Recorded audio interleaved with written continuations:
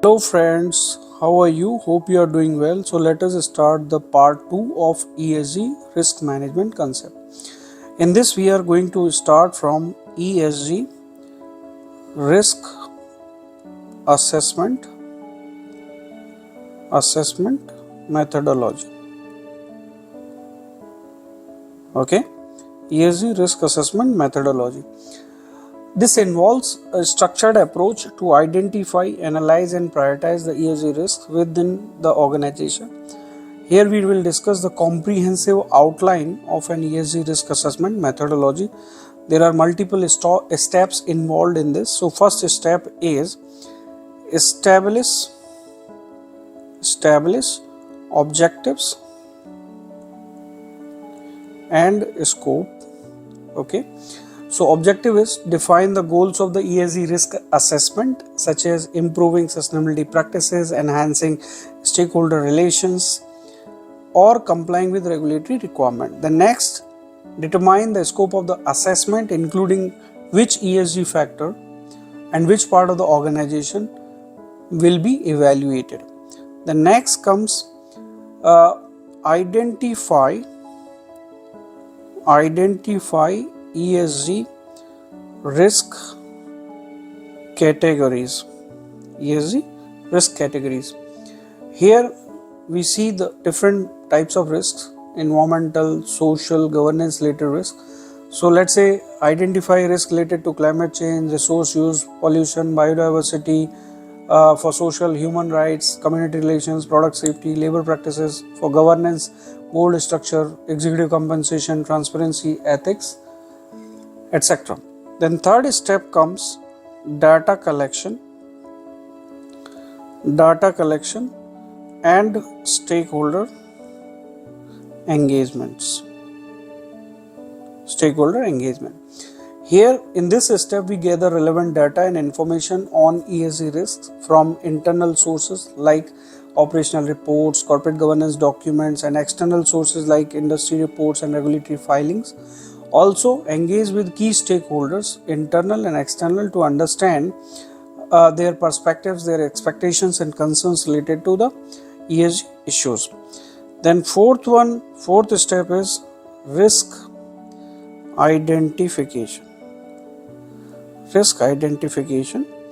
In this we conduct workshops, interviews, survey and other techniques to identify and document specific ESG risk relevant to the organization, and then we prioritize that risk based on their potential impact on financial performance, reputation, regulatory compliance and stakeholders relations. Next step is risk assessment or evaluation of the risk. We assess the risk based on the likelihood and severity of each identified ESG risk using qualitative and quantitative methodology. Also, we conduct materiality analysis to determine which ESG risks are most significant to the organizational operations, strategy and stakeholders. Then next comes risk mitigation strategies or defining the risk control measures strategies. Okay, risk mitigation strategy. Here we develop strategies and action plans to mitigate identified ESG risks, considering feasibility, cost effectiveness and alignment with the organizational objectives. Integrate risk mitigation measures into existing business processes and policies. Then next comes monitoring, basically measuring the performance and tracking the progress. So establish monitoring mechanism to track KPIs and risk matters related to ESG issues. Also implement control measures to ensure ongoing compliances with ESG policies, regulations and standards. The next comes integration into business strategy. So align the ESG risk assessment findings,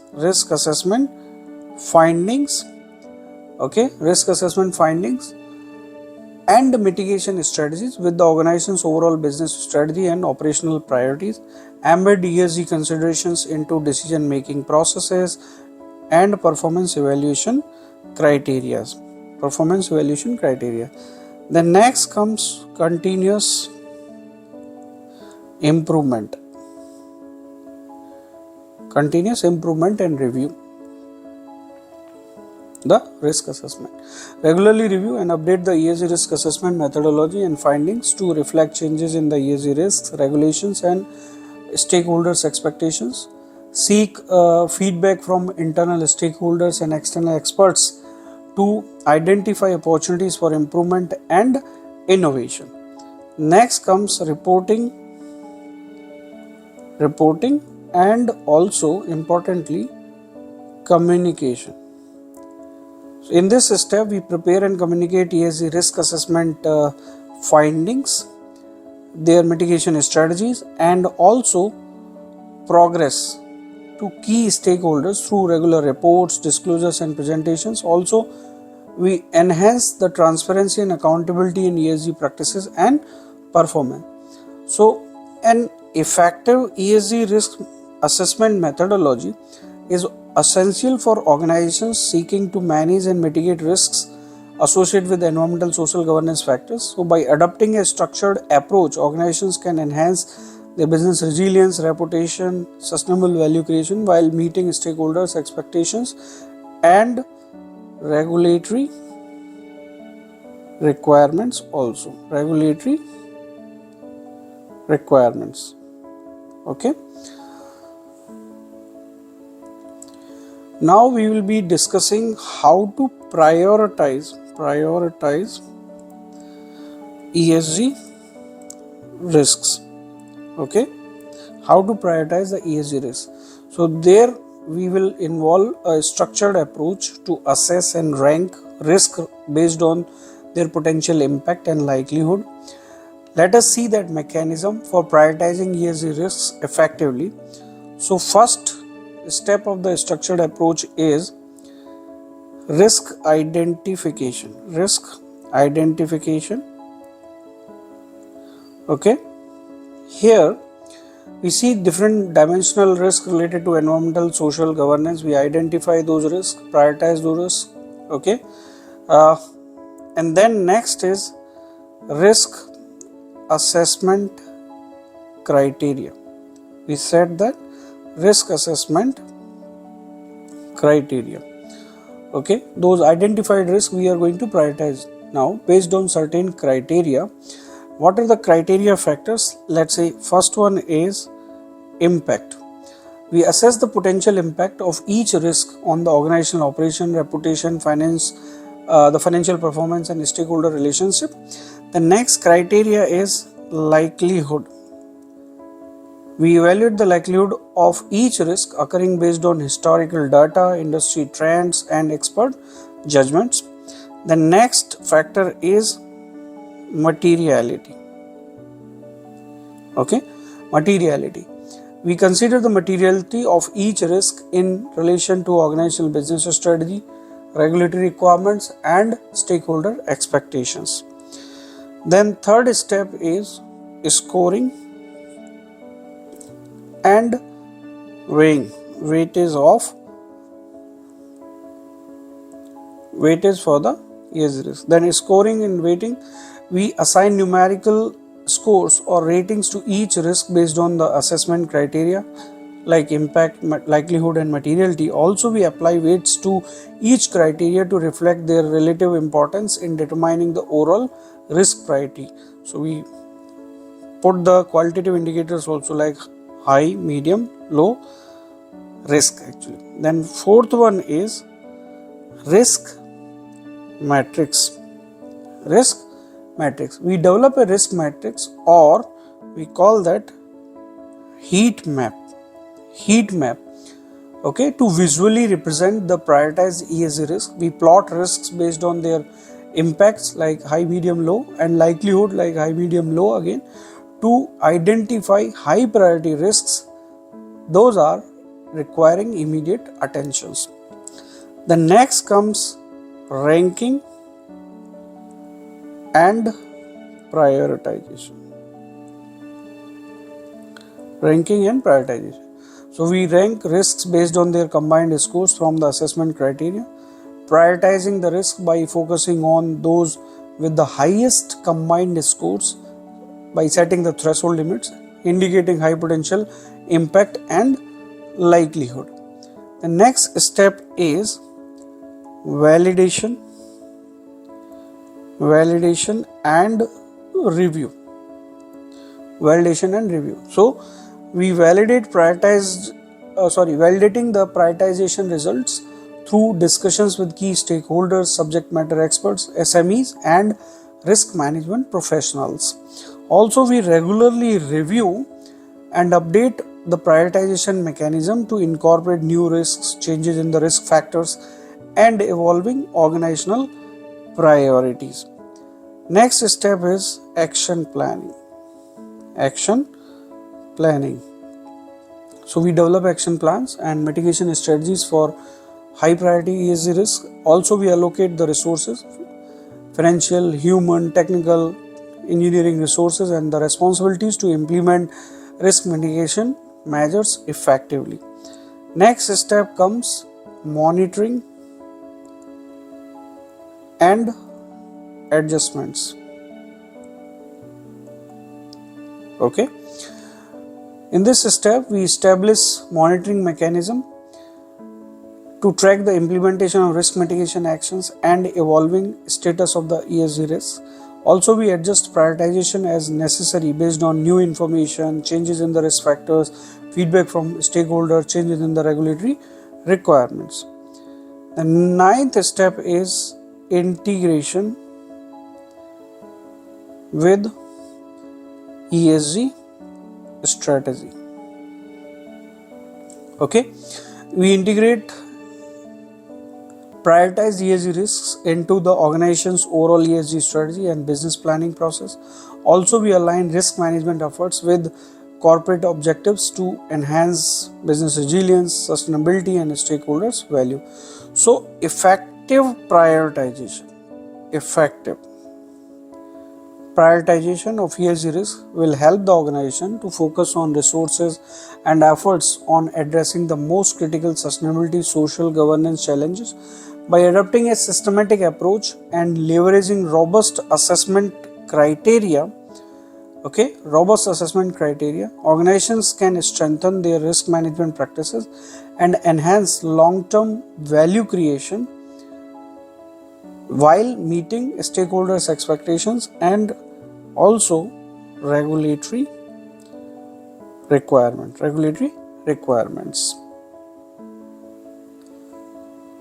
Now, friends, we will see the risk control steps. These are essential measures taken to mitigate or manage the risk identified through a thorough risk assessment process. These steps are crucial for organizations to minimize the impact of potential risks and enhance overall business resilience. Here are the key risk control steps typically implemented. So first one is, let's see, risk avoidance. So in this, we avoid activities or situations that pose a significant risk to the organizations. In the steps, we can say like identify high risk activities or operations. We cease or avoid engaging in activities with unacceptable risks. So what we do, we cease or avoid engaging with the activities with unacceptable risks. Also, we redirect resources or efforts to the safer alternatives. Then next step comes risk reduction. So in this step, we implement measures to decrease the likelihood or severity, or we can say impact of the identified risk. We implement safety protocols and procedures to reduce the probability of risk occurrence. Also, we enhance security measures to protect against threats. We improve operational processes to minimize the errors and inefficiencies. The third one is risk transfer. In the risk transfer, we shift the financial burden of the risk to another party, such as insurance providers or contractual agreements. Then we purchase insurance policies to cover the specific risks such as liability or property damage. Also, we negotiate contracts that allocate risk responsibilities to, let's say, suppliers or partners. Also, we use hedging strategies in financial markets to mitigate the financial risk also. The next comes risk acceptance. Risk acceptance. We acknowledge the existence of the risk and choosing not to implement any specific risk control measures. So for that, we assess risks those are deemed tolerable or within the acceptable limits, document rationale for accepting risk based on the cost benefit analysis, CBA, cost benefit analysis.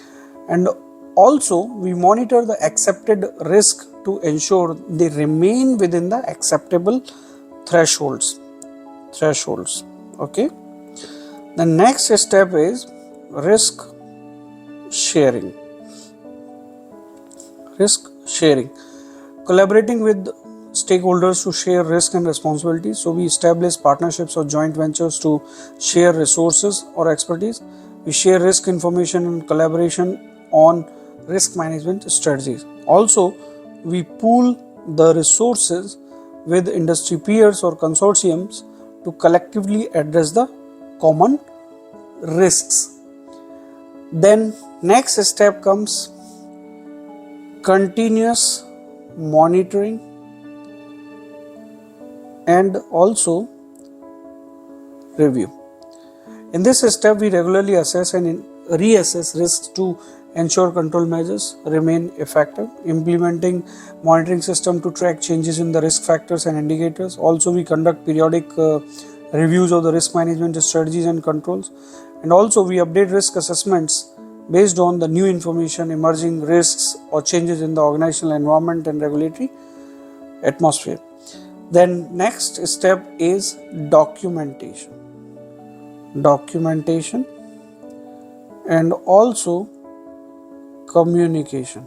Okay, in documenting risk management processes and communicating findings to the stakeholders, we maintain comprehensive records of the risk assessments, control measures and mitigation plans.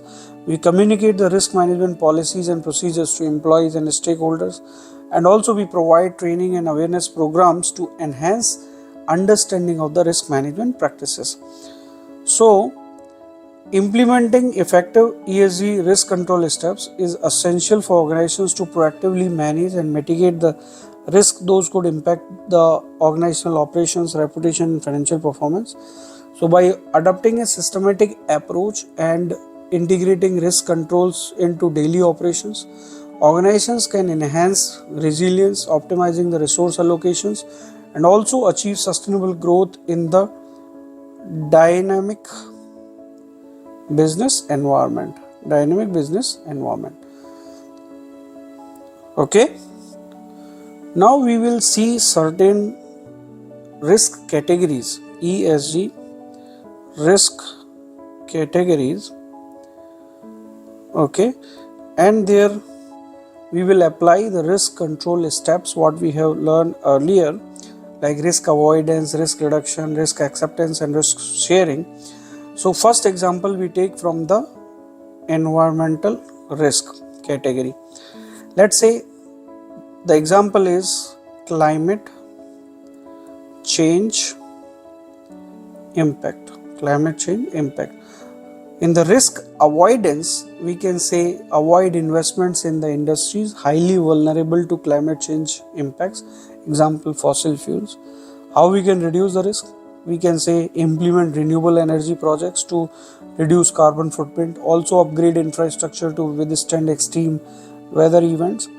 Then risk acceptance, we accept the risk of regulatory changes and potential fines due to carbon emissions, and also we monitor climate risk and adjust strategy accordingly. In the risk sharing, we partner with the environmental NGOs for climate resilience projects, and also we collaborate with suppliers on sustainable sourcing. Then we see the example of the social related ESG risks. The example we take here, labor rights violations. labor rights violations.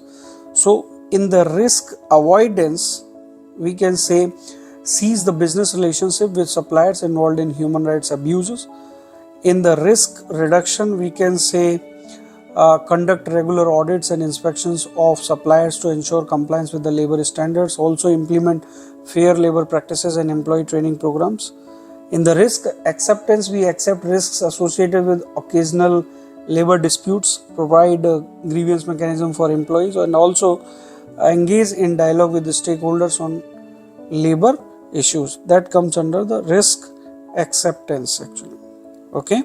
The next comes risk sharing. Risk sharing, in this we can say collaborate with industry associations on labor standards and jointly develop CSR initiatives with local communities. The next comes the category of governance related risks. Example is, we take executive compensation. Okay, executive compensation. So in the risk avoidance, we say avoid excessive executive compensation practices that may lead to governance controversies. In the risk reduction, we can say implement transparent executive compensation policies aligned with performance metrics, and strengthen board oversight on executive pays. In the risk acceptance, we say accept risk related to the shareholders' scrutiny of the executive pay and disclose compensation practices in the annual reports. Then engage with the institutional investors on governance practices and participate in governance forums to share best practices related to the executive compensation. That comes under the risk sharing part. The next risk category is financial related ESG risk. Here we see market volatility as a risk example, and then in the risk avoidance, we can say avoid investments in volatile sectors without clearly conducting ESG risk management strategies. Okay, risk management and risk assessment strategy. Then in the risk reduction, we can say diversify investment portfolios to mitigate sector specific risk and use hedging strategies to protect against market fluctuations. Also in the risk acceptance, what we can say, we accept risks of short-term market fluctuations and strengthen financial reserves to withstand economic downturns. And in the risk sharing, we share the risk assessment and market insights with investment partners, and also we collaborate on industry-wide risk mitigation initiatives. Then last category is reputational risks, and in this we discuss about, let's say one example is product safety incidents. Okay, product safety incidents. In the risk avoidance, we see avoid launching products with potential safety hazards or environmental risk. In the risk reduction, we say implement rigorous product testing and quality control measures. Also, we provide transparent product labeling and consumer informations. Then in the risk acceptance, we say accept risk of occasional product recalls or negative publicity, addressing customer complaints promptly and transparently. Then in the risk sharing, we collaborate with consumer advocacy groups on product safety standards. Also, we engage in public forums on corporate responsibilities. Okay, thank you very much friends. That's how we summarize our ESG risk management topic. Thank you very much for listening to.